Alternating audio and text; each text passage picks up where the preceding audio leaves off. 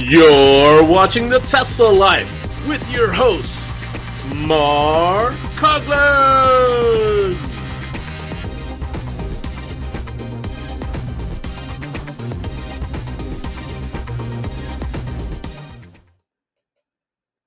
I like how it says you've been muted everybody. when I'm the one who pushed the go button.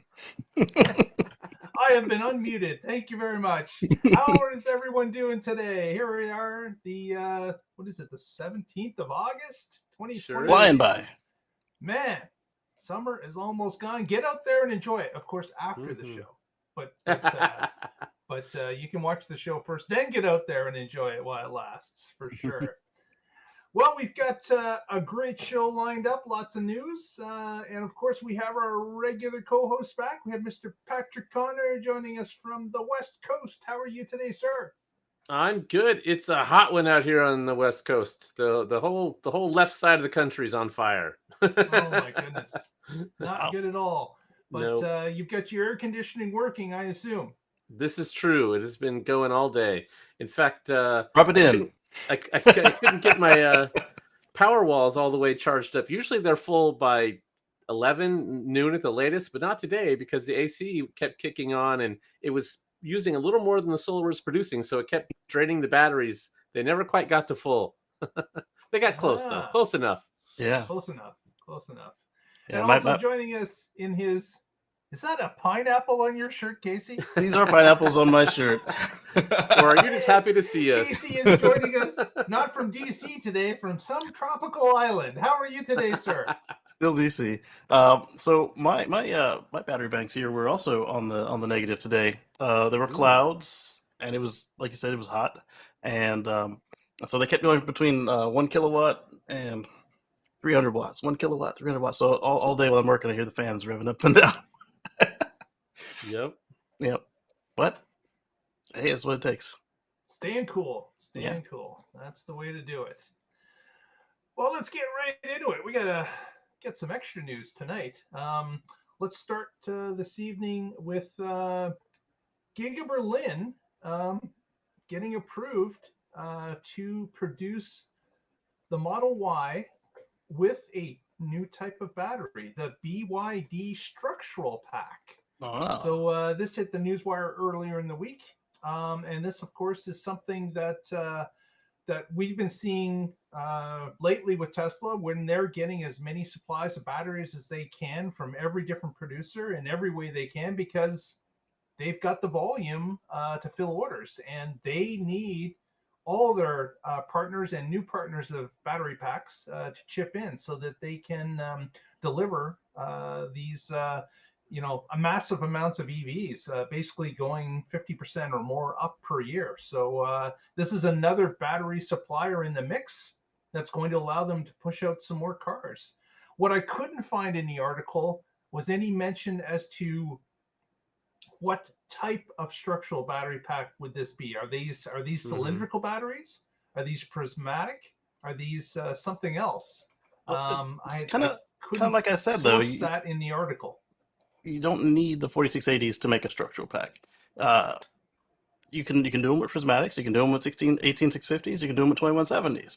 Will Tesla do them without anything other than 4680s is the question, because you have to make an investment into the machinery, the testing, the jigs, all of that.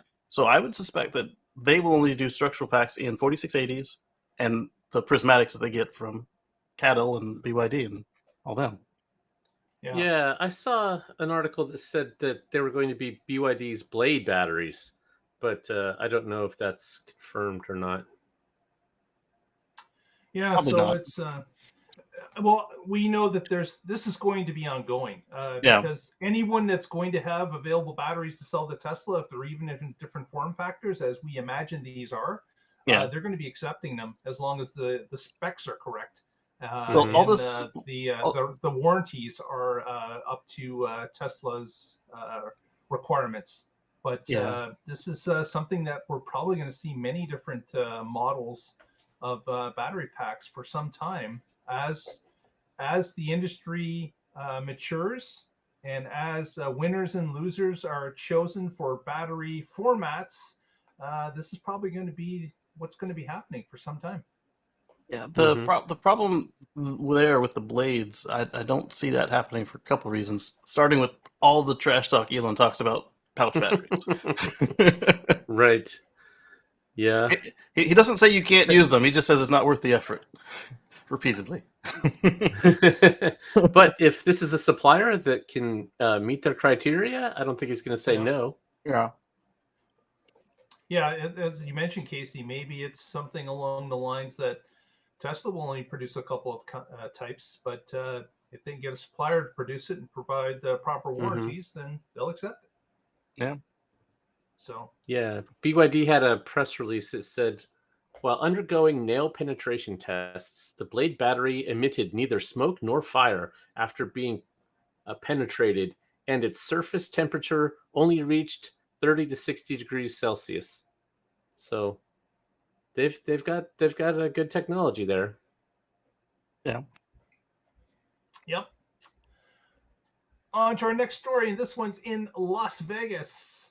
We have an update from the Boring Company's Las Vegas Loop. Of course, after winning council approval to push the Las Vegas tunnels out along the main strip and connect the airport all the way to the Fremont Experience and to a couple other places. There was this article that was shown by the Boring Company themselves, where they popped up a image, and I'm just going to share that image with everybody now. Let's click on the share button, and I've been to this place. This, of course, is the Fashion Show Mall, which is right on the Las Vegas Strip, and it shows a extension off Las Vegas Boulevard underground into a brand new station that obviously the Fashion Show Mall would like to have built on their property. And it's kind of hard to see here, but there's a big oval thing right here, and that of Yeah. course is the signature piece out front of the Fashion Show Mall. So this is not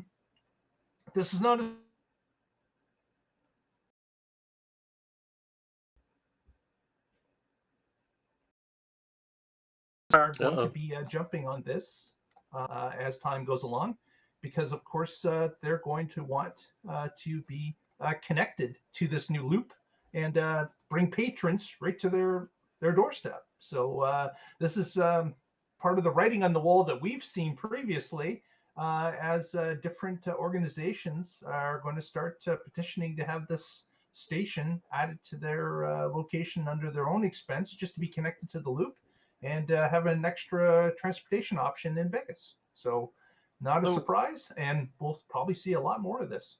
is the station inside of their building, or is it just outside? Because the loop is clearly under their building. The circle back. Yeah, I would imagine that the loop is underground. The loop and the station coming off, it most likely is underground, because the drawing did not show any room for it to be Like a on the parking lot surface. upstairs. Yeah, Yeah. because you're in the mall at that point where the drawing was, or part of that front sculpture thing. Yeah. So I And gotta that's the believe it's perfect. under. Yeah, that's the perfect place to put it. You could bring them right to your place, so they don't have to see the heat or the very rare rain or the cold. Right. Exactly. It gets hot in Vegas. You don't want to be standing outside when you can be in a nice, cool underground area. Right. Plus, if you drop them off outside and then bring them in, that's going to raise your air conditioner bill because now they're coming in warm and opening your doors while they're at it. Yes. Yeah. More the second one, but yes. Yeah. The It all contributes. Yes. yeah. Yeah. Hockey Day asked if only one direction for the boring tunnels. The bidirectional, they never really were bidirectional. They're only big enough for one car. The question is, did they make enough tunnels to make it a two-way, or is it a stop and reverse like that hotel that started with just half of their tunnels? Right. There also may be a U-turn in the main tunnel. Yeah. So it looked like in this drawing that the Fashion Mall had it just coming off of one of the tunnels. So Like they could be maybe a there spur. was going to be Yeah. a loop in the main road so that you could exit, come back on going the same direction, and then do a U-turn if you have to go back to the airport or someplace different that's not in front of you. So Yeah. that's all to be worked out.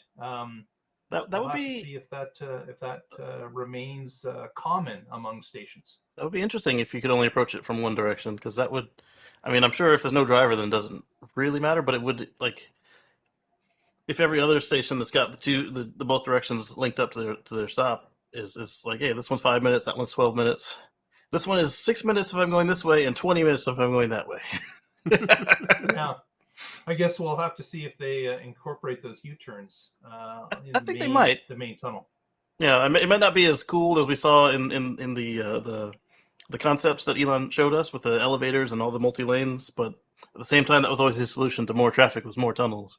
So Yeah, it's still a possibility. Exactly. Right. Having a single direction only makes sense if you're going to have a very low volume of traffic.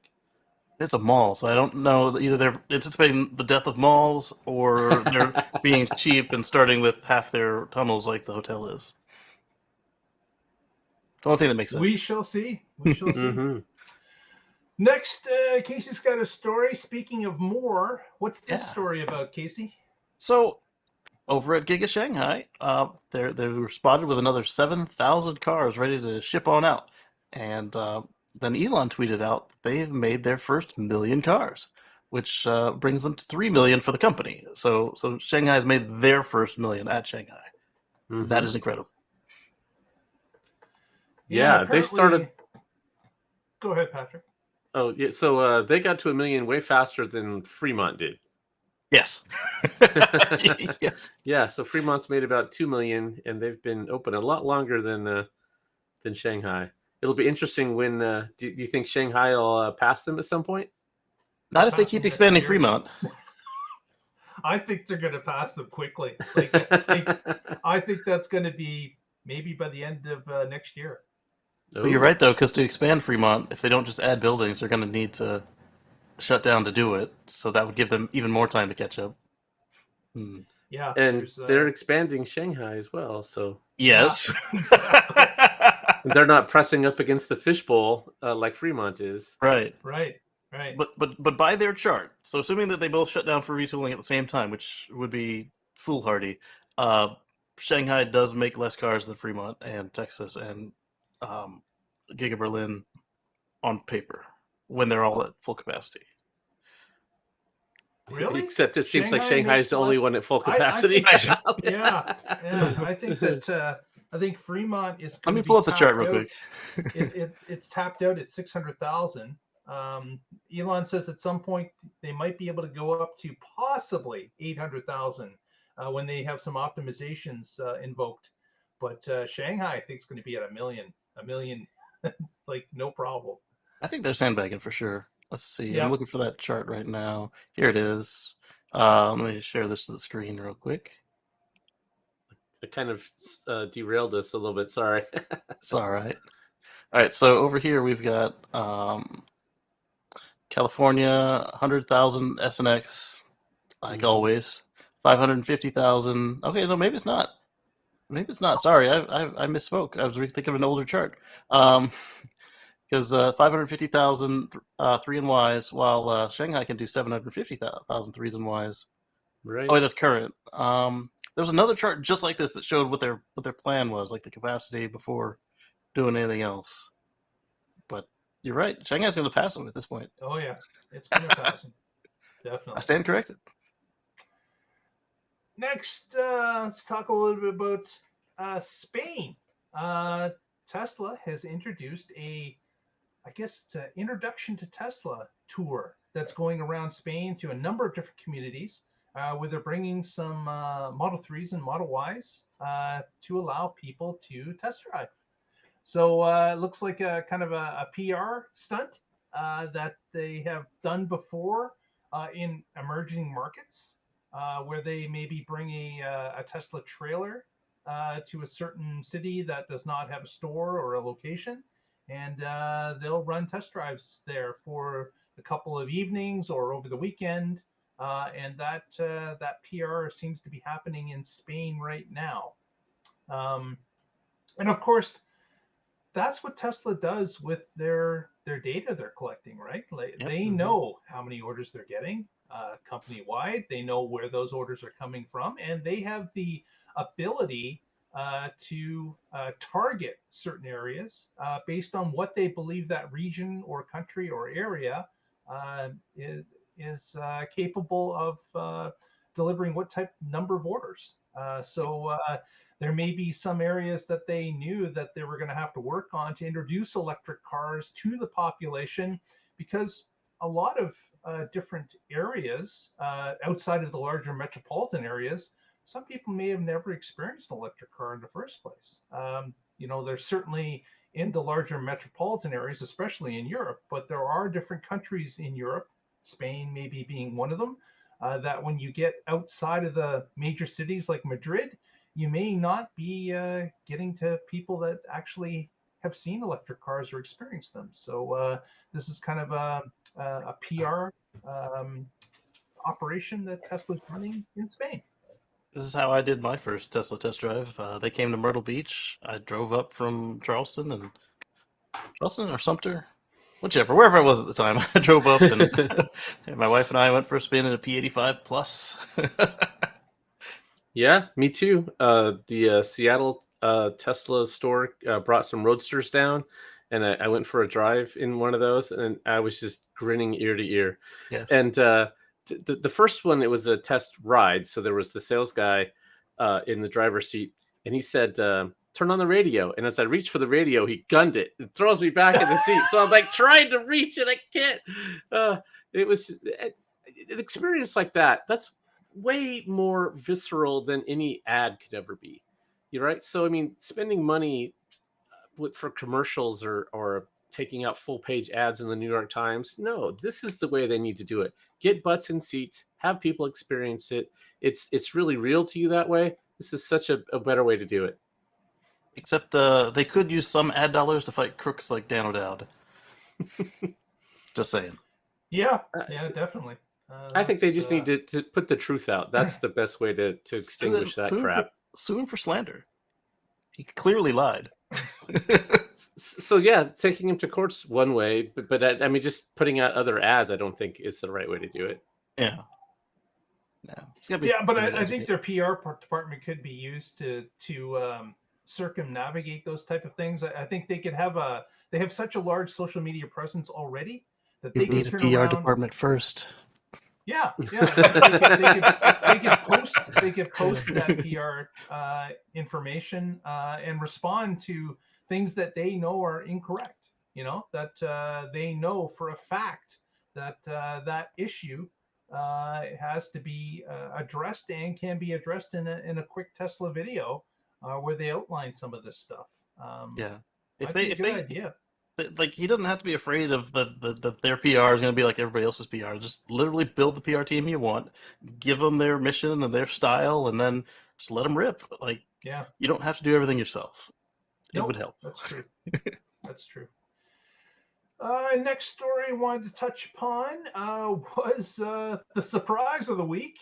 And this was, not like we weren't warned, Model 3 long range has been suspended in orders in North America as of a few days ago. The website updated. You can go and look at the prices of vehicles, but you cannot order the long range. It's saying it's suspended until 2023. So the vehicle is not available. Now the performance and the standard range, they're available still, but the long range has stopped. What do we keep saying? There is a ton of different rumors out there as to why exactly the long range stopped and the others kept going, and why North America first. But yes, Casey, what are your views on this? So the Model 3 long range uses a lot of batteries, a lot of 2170s. The Model Y long range uses the same battery pack. They're constrained for batteries. They make more margin on the Y. Exactly. And then there's also the somebody pointed out that the 3 long range is just on the edge of the new tax credit. And if they cancel ordering, then they don't run into the situation where when it comes back, people who had their orders in prior to the bill, the law going into place, they don't get burned by that. So when they Right. come in, Rob it'll be- Maurer on Tesla Daily covered that, and that's Oh, he did. that's Okay. not that's not the stated reason that Musk said. Oh, but he it can't, makes a because if lot he of did, they would sense. get him for tax fraud. So, what is the price for the long range? Because there's a 55K limit. Yeah, let's pull it up. I And, believe. Oh wait, they it's, pulled it off. I it's meant to look it up 3K Sunday, and over. it was gone. It's about 58. Yeah. Oh, okay. So yeah, it was definitely over that limit. So yeah, what's that mean? Its fate is it's close enough that maybe they could put it under that limit, or and get rid of it altogether and have this standard range be under the limit, and the performance, which is a higher margin vehicle, be there so that they only had two Model 3s. That is how Model S and X are. They have a regular, and they have a performance. Mm-hmm. The other thing they could do is some software upgrades, like you don't get heated seats or autopilot basic, and then you add them in just like they did with Canada, and then now you've got your car you want, but at the price that it was supposed to be. Yeah. Right. And Dana Pearson in the chat is saying maybe Fremont's upgrading to Giga Castings for the 3. Mm. And that would lower the cost of the batteries. Yeah, that's one of the main reasons that the Y is so much more profitable for them is the Giga Castings. If they start doing that with the 3s, yeah, maybe lots of theories, hypotheses out here. Lots of things, and of course, but it the points tax back. credit. The tax credit credit for the 3 Mhm. would only start at the beginning of 2023 when this Right. car, the long range, is supposed to be coming back in 2023. So Mhm. yeah, there's all sorts of things. This tax credit, the constraint on batteries, the profitability on the Y, all this stuff is combining. Yeah, because all Elon of it tweeted could be contributing factors. Yeah, it doesn't Elon- have to be just one. right. It could be a mash, but Elon tweeted that his reason was because the wait time on the Model 3 long range was over a year. But so are all the other cars. but this goes back to what the three of us keep telling you constantly. If you see anything from Tesla you like, be it a software upgrade, an unlock, a whole car, an accessory, just buy it, because yeah, it may change in the future, it may get better, but likely it's going to be not as good a deal for you in the future because they'll be missing something you wanted, or the color you want will be gone, or maybe it'll be made of a different material. Things change fast. You hesitate, you might miss out. Right. And the other benefit is that while you wait in line, they may just make it better before you pick it up anyway. So you're not out. Yep. So there's a lot of things at play here, and I'm sure we're going to hear more about this before the end of the year, because there's going to be a lot of people clamoring about the tax credit. I've already had people send a note to our Twitter feed saying, hey, do you think if I delayed my pickup that I could delay it into January so that the tax credit would be for me? And, I'm saying check with your Tesla representative, but I have a feeling that if you delay, you may be kicked out of line, and you may get the new price of the vehicle as well, because that is something that they want to move those vehicles. Your name's on the list already. They're not going to take too kindly for you delaying until the new year. So they like money. Something, yeah, they want the money that you had promised to pay them for that particular vehicle. Yeah, right. Then, they don't want to have 0 cars shipped in the U.S. in Q4 because this thing coming. Because everyone's waiting. Yeah. So with that, you want to do two things. You want to first check with your delivery specialist to make sure how Tesla is going to handle you. And if they're just going to take your money and kick you out of line, or if they're going to raise the price on you, or there's any number of things they can do if you read that document that you signed when you gave them the money. The other thing to look at is you also want to check with your tax professional, because it's very likely that anything you've got in now is going to already be considered an order from prior to the law going into place. Just they did that on purpose because they don't want to give out extra money. They want to give out money, but they don't want to give out extra money. Right. If you were going to get the car anyway, they don't need to give you an incentive for it. Right. Yeah. So keep that in mind. Also, you can follow us throughout the week at our Twitter feed at the Tesla Life, as well as on our Facebook feed, the Tesla Life #1. So you can follow us there to get up-to-date news throughout the week between shows. The other thing to point out is how many price changes have we reported on just this year? What, like Oh, 20? yeah. Man, there's too many to count. So you may be getting the tax credit now versus if you literally start a fresh order, cancel your old one, give up your order fee or your configuration fee or whatever, because they've had different versions of the fee as well. But like if you stop it and start fresh, you might just be shooting yourself in the foot. Yeah. Because it's something that you should carefully consider. Yeah. Yes. Go ahead, Patrick. Yeah. And there are income restrictions as well. Yes. So you might not even qualify. You might go through all that to try to get it and then not qualify because you have the great problem of making too much money. Yes. Keep it all in mind before you pull that trigger. That's for sure. Yeah. Mm-hmm. But the good thing is used cars count now. Yep. Some used cars incentives as well, up to $4,000, I believe. Yeah. With an But even lower income restriction. Right. Yeah. Right. It's in half again. Yeah. This is kind of interesting, especially with what's been going on with the American safety group. The German court has confirmed that Tesla can continue to use the terms full self-driving and autopilot in its marketing material in Germany.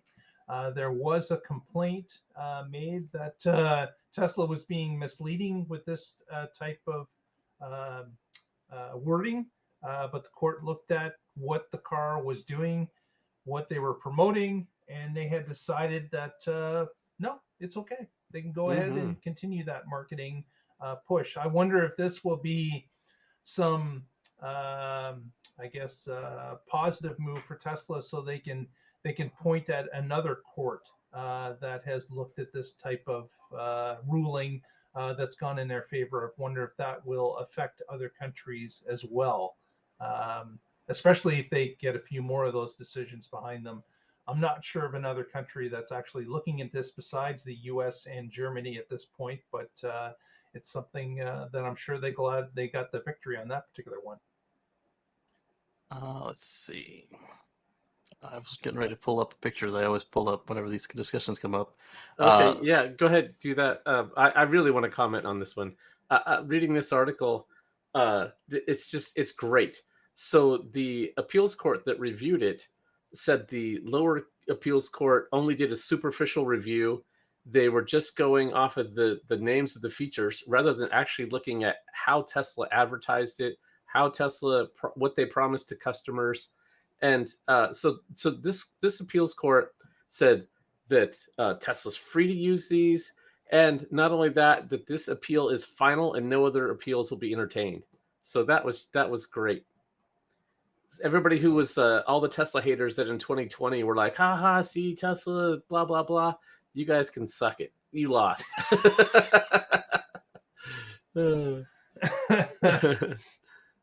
Oh, my search foo is failing me, but back in the 50s, there was a product, I believe it was on Chrysler, it was called Auto-Pilot.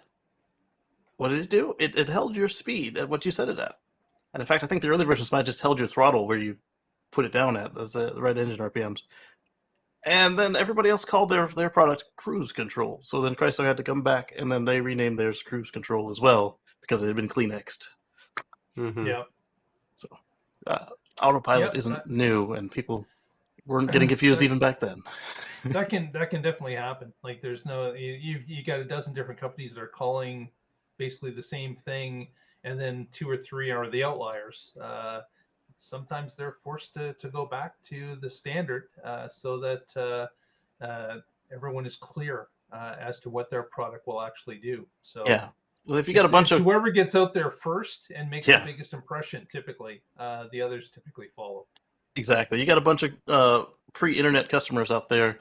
They all come into your showroom talking about, oh, I was looking at the Buick and the Ford, and they had cruise control. You got the cruise control? And your salesperson says nope, and they're on their heels out the door.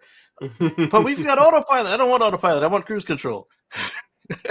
Yep. It's the same thing. I don't want to hear Right. you. I just want Right. to leave. Trying to flim flam me, son. Exactly. Well, here's an update to a story we did a couple weeks ago. This is about the Bridgewater Police in Nova Scotia, Canada. They picked up a Tesla Model 3 patrol car, and the chief of police there, he had to put in a lot of work after the purchase.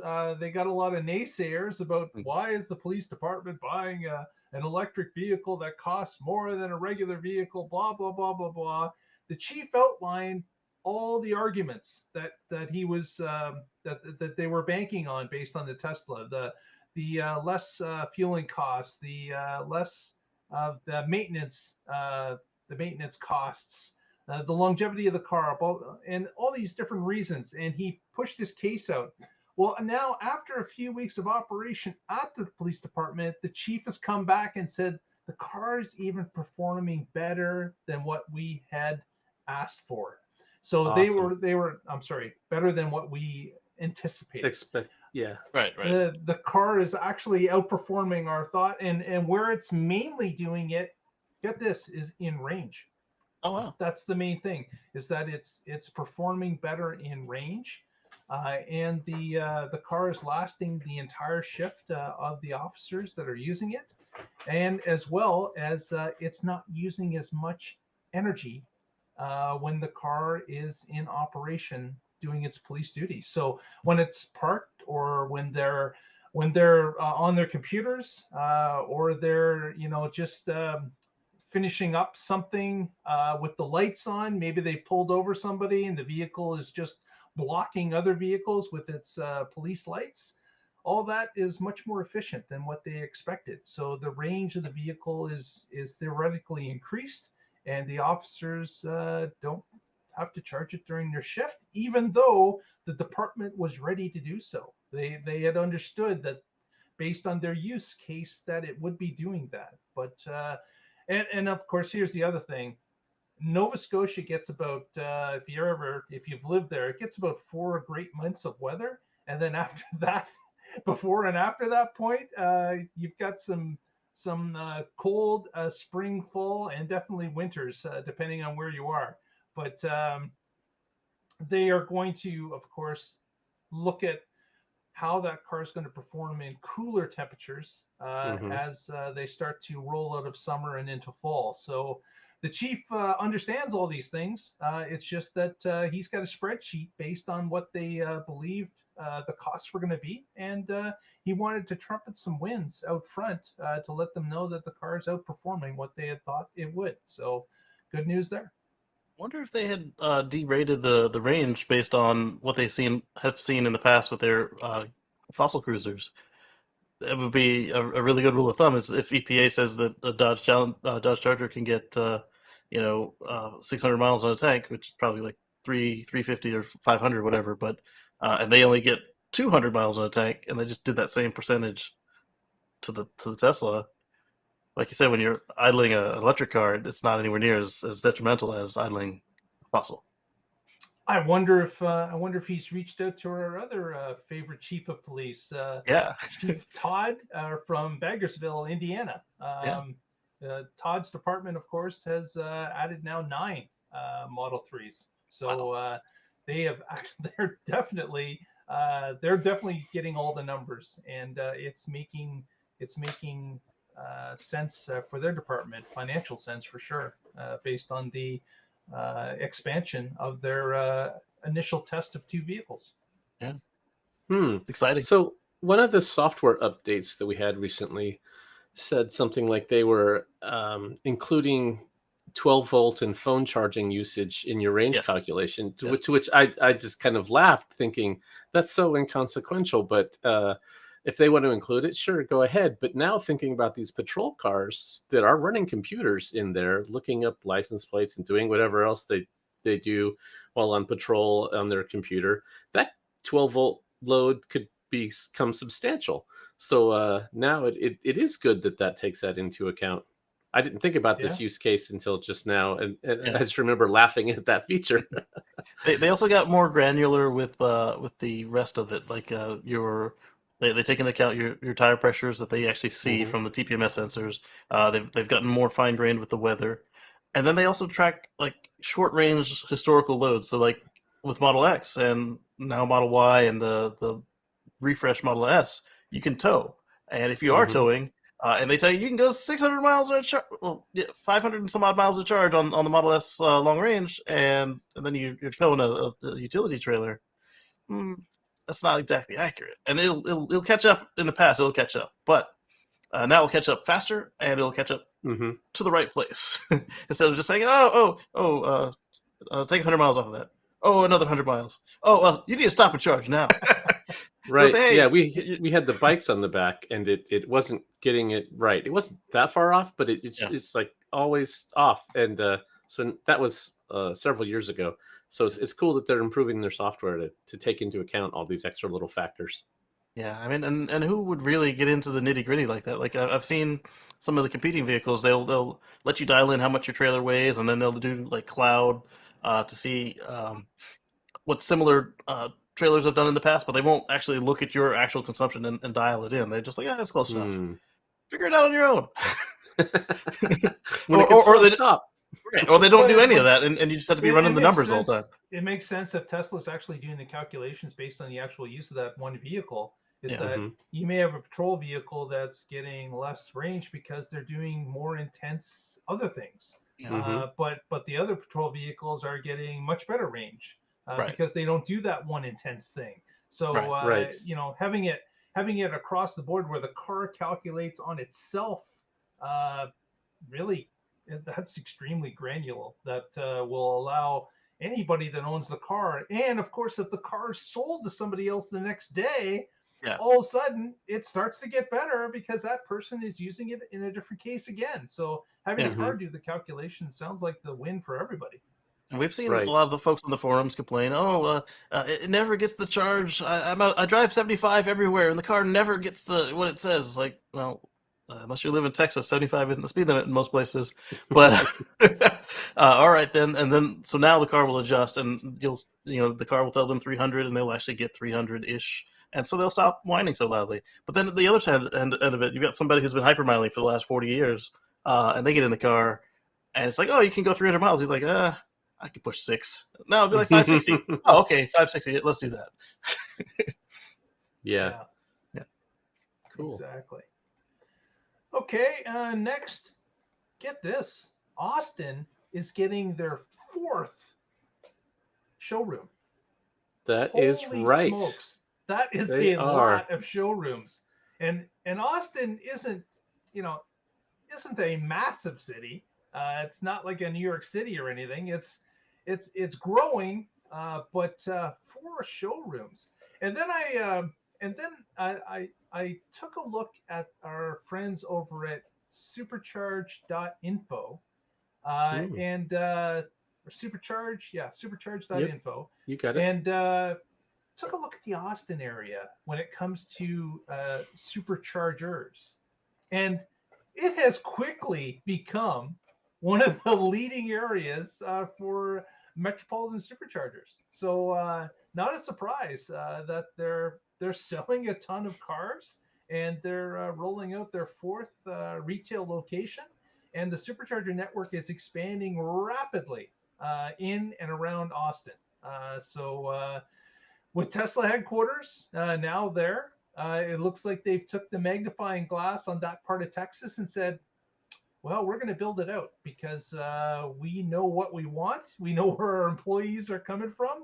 And we are definitely going to build this out right in Texas. So very interesting to see that the infrastructure for Tesla is growing exponentially in Texas.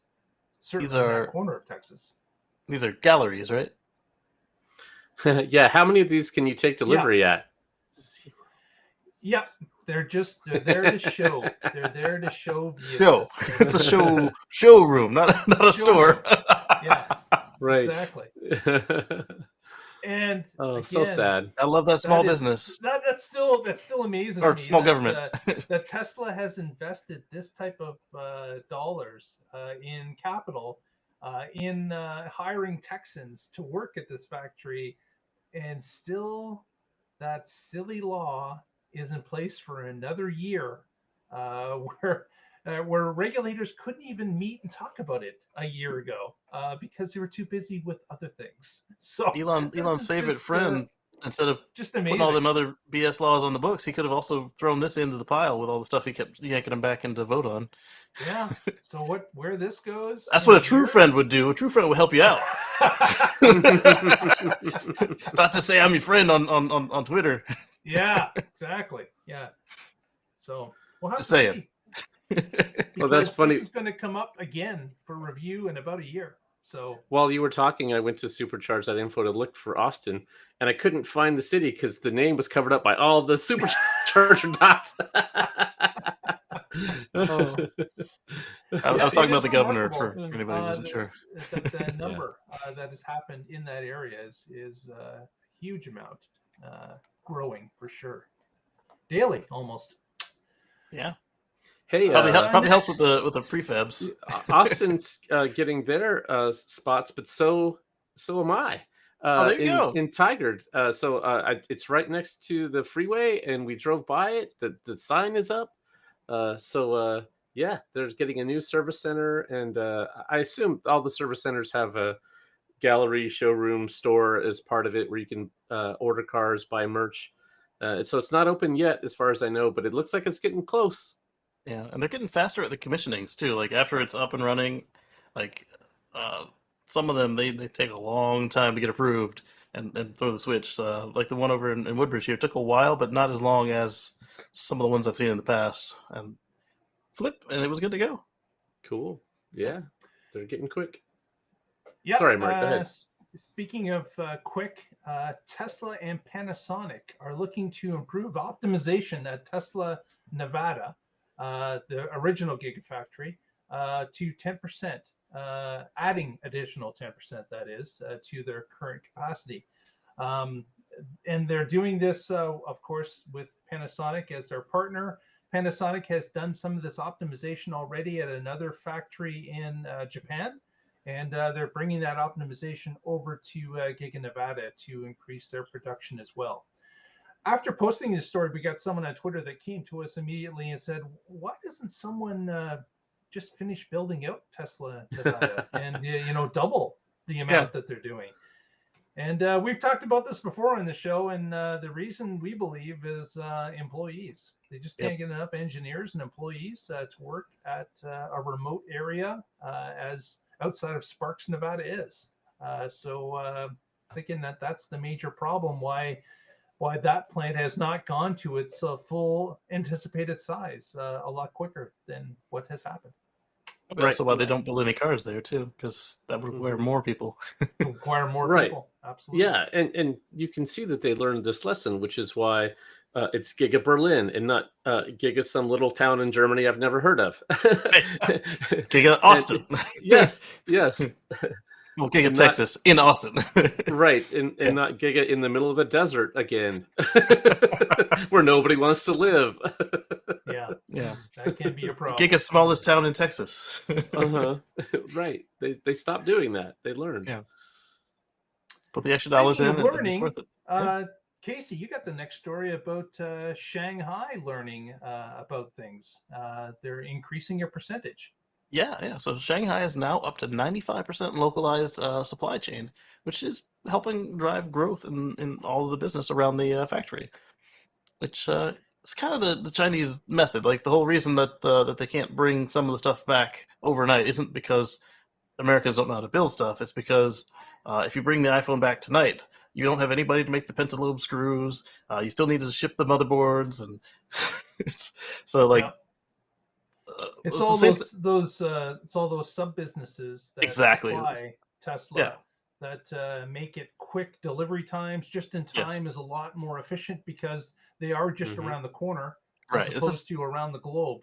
Yeah, it's the same thing we're seeing in Texas, where they got that their own speed pass through the border through the border crossing Right. with their logo on it is because all the business that's popped up across the border to support them is just right there, and so that also could not just be moved overnight.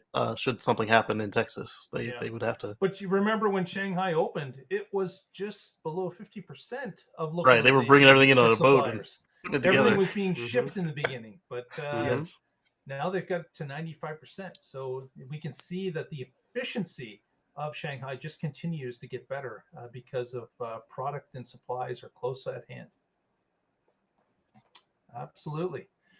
Next, non-Tesla charging memberships appeared briefly on the Tesla app just this morning. Or I guess it was last night. Depends on what part of the world you're in. But within 24 hours, it appeared on the Tesla app for US app holders. There was an option for a short amount of time that you could click on and see that there was for non-Tesla owners, they could sign up for a membership for supercharging. And it was at the monthly rate of 99 cents Mhm. was for the just the membership, and then of course you pay for your supercharging on that. But the reason you get a membership is of course to drop the price of supercharging for that period of time. You're not paying full amount because you can use the superchargers in Europe where this actually is working. You can use it there without getting a monthly membership fee, but the cost of supercharging is greater for every supercharge you do. So the option is there for people to pay the monthly fee, get a lower rate on the electricity you get from the superchargers every time you go there. So, but the real story here was that it appeared quickly. We even had some people that signed up for it, like in Wow. that short amount of time. Of course, it didn't go anywhere. Nobody was signed up. And of course, it disappeared off the app rather quickly after they started to get memberships flowing in, I imagine. So This Oops. screams this, test. It screams test because in Uh-huh. Europe, Uh-huh. it's the equivalent of 20 local currencies. So the $20 converted per month, and 99 cents is quite a discount. yeah. So Normally, when you're testing, if it's testing and it might touch live, you do something ridiculous like $1,000 a month, so nobody will want to touch it. And yeah. But here they went the other way. It's free. right. Nearly. But I don't know, maybe 99 cents really will be the price. If that doesn't actually get you charging, that just gets you membership. Right. Right, and so what that does is in Europe right now, what it does is it brings you down to the Tesla members price, the Right. owners. So you would pay the same as what a Tesla owner pays, but they've never said that's what it is. They've said lower, and so they could be charging, let's say, $1 a kilowatt hour, and then you become a member, and now you're paying 50 cents a kilowatt hour, while the Tesla owner is paying 32 cents a kilowatt hour. I know those are really high numbers, but they're nice and round and easy to see for demonstration. Yeah. So this of course is leading us down that road for the infrastructure bill that was just signed in the U.S. about money for providers of charging. Tesla has wanted part of that pot, and if they're entitled to it, they're going to get it, and they're going to do it through this way. Is being part of the mix, allowing non-Tesla cars to charge. Again, we don't know how many. We don't know if it would be all the chargers. We don't know if maybe California would be exempt, or if it would only be certain cities outside of an area that's really busy. And maybe there's only 2 of the 16 chargers that are available to do a non-Tesla charge. We don't know. All that's up for grabs. But I do think that Tesla's going to be able to do the right thing because they actually have the data. If they know the supercharger's being underutilized, they'll open it up to non-Teslas. If they see that it is being overutilized or is at capacity or above capacity, they can make adjustments based on that because they own the data. They get it every day, and they know they're not going to want to upset their core customer anyways. It would be silly of them to just forget about the core customer and go for non-Teslas to allow them to charge. It just doesn't make any sense at all. Well, step one to being able to collect that money for public charging is to have your network be at some level available to the public.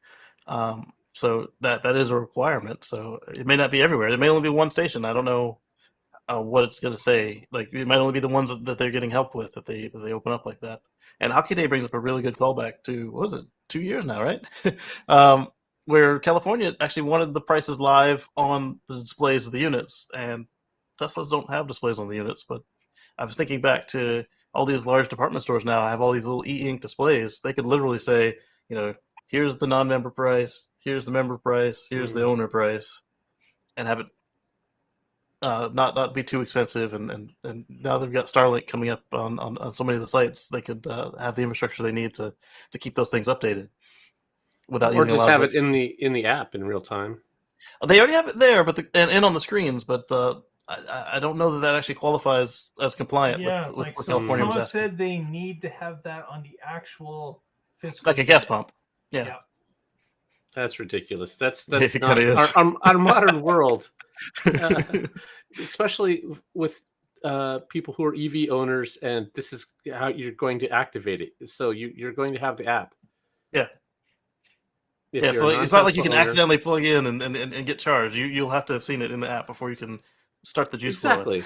Right. Yeah. So Tesla owners can have it on the screen in their vehicle. Non-Tesla owners can have it in the app, which they have to use. So yeah, to say it has to be on the pump is so anachronistic. This is stupid. Yeah. Yeah, Germany has a similar problem. But one thing about this rolling out in the US, like in Europe, Tesla has the same connector as all the other vehicles. But in Right. the US, they don't.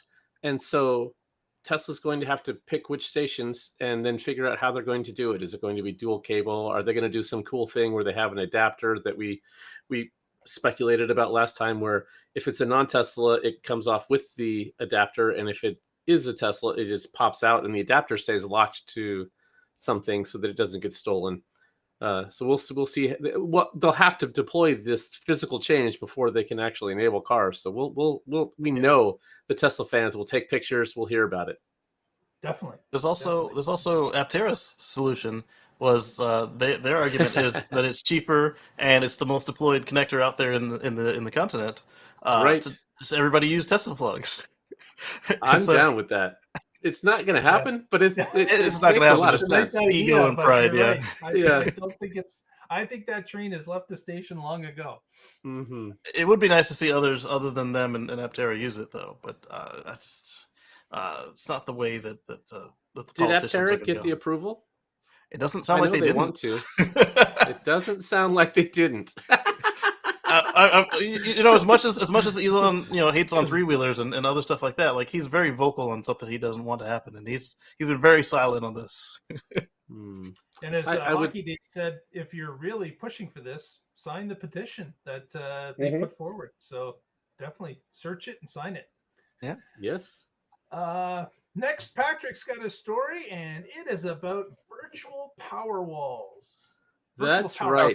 Virtual power plants. Yes. actual power walls.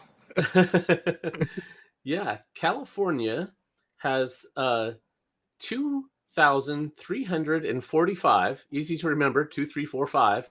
Oh, nice. People. That's probably on purpose. People signed up. And as I mentioned, it's hot over here on the left coast today. So this is the first time that Tesla is doing their virtual power plant in California. And it looks like it's primarily going to be from 6 p.m. to 9 p.m. So right here, it's almost 5 p.m. on the West Coast. But they've actually been running this all day. There's a site called lastbulb.com that is tracking this. And it shows they were doing over 4 megawatts earlier today. It looks like from about 10 a.m. to about noon. And so I don't know if that was just them testing it this morning, because the real need is going to be about now as people are coming home from work, turning on their AC. This is when the grid demand is the highest. This is when often peaker plants get used. Peaker plants are the dirtiest. most expensive power source, but instead, these 2,000 plus Powerwalls, our customers are going to be able to start cranking out the kilowatts to the grid. And if I don't know how much they're going to be drawing, but here I have the same thing happening here in Oregon today. My utility is going to be pulling 3 kilowatts for 3 hours, so 9 kilowatt hours in total. So if these 2,000 and plus Californians do a similar amount, that would be over 21 megawatt hours that they supply to the grid today. And again, this is not from peaker plants. This is the sun they collected today, or the overnight capacity that they charged with last night when the grid was in low demand. So this is exactly the place we want to get to. This is what makes renewables deployable. This is what can help us get to a future free from fossil fuels. There you go. Look at And- this. imagine being able to prove this with just over 2,000 Powerwalls. Change that number to 20,000 or 200,000, and you've got That's real money. real scalable solution that can save a state when it comes to the need of energy and firing up peaker power plants. Imagine if Texas did this. Right. Yeah. So look at this. Like it's like you said. Like why was it in the middle of the day? It's from 9 a.m. until 2 p.m. Like they were cranking, and then after about 3 to 4, it slowed down. I bet you when the next update comes, like as everybody's coming home from work, we might see a little bump. Right. They said the real demand is between 6 p.m. and 9 p.m. So I expect it to be at least twice as big as this one. But it's really interesting. We're entering into a new phase of technology. The grid was not bidirectional in the past. Right. Homes were just consumers. Although I was watching Aging Wheels, and he'd got himself a hold of the AC propulsion e-box, and I didn't realize. I knew that the Roadster and the T0 had all the stuff turned on, but I didn't realize, like the prototype Roadsters, I didn't realize that the e-box that they sold to customers also had vehicle to load, vehicle to grid, and it was like, that's the car that Tom Hanks had, right? Right, Didn't right. he have one of those? Yeah, he did. Yeah, our car's Grandpappy. Yes. In 2008, though, inspired Tesla to do their Roadster. Yeah, their simple plan that turned out not to be so simple. They were not at all. Yeah, they were just going to use a Lotus Elise with an AC propulsion motor and throw in some batteries. None of that happened. Very good, very good. Well, that's about the show. That's a good point about the tax credit on the. You get a 30% back on your batteries as well. Yep. Yes. Exactly. So that's available to U.S. citizens. So keep that in mind if you're planning this. With that said, Patrick, any shout-outs for the end of the show? Let's see. As always, I'm with the Oregon Electric Vehicle Association. You can find us at oeva.org, and I blog occasionally at carswithcords.net. Check it out. Yeah. Very good. And Casey? So on Sundays, I do something very similar to this over at youtube.com/Casey Green. That's KACEYGREEN. And eventually, I'll also do some regular old videos, but not anytime soon, apparently. Same place, though. Right there. Very good. We want to also thank Lee Moon, who we use his music coming in and out of the show every time we do a show. And with that said, why don't you join us next week, and we'll get together and find out together what's going on in the Tesla life. Press that like button. Stay positive, test negative.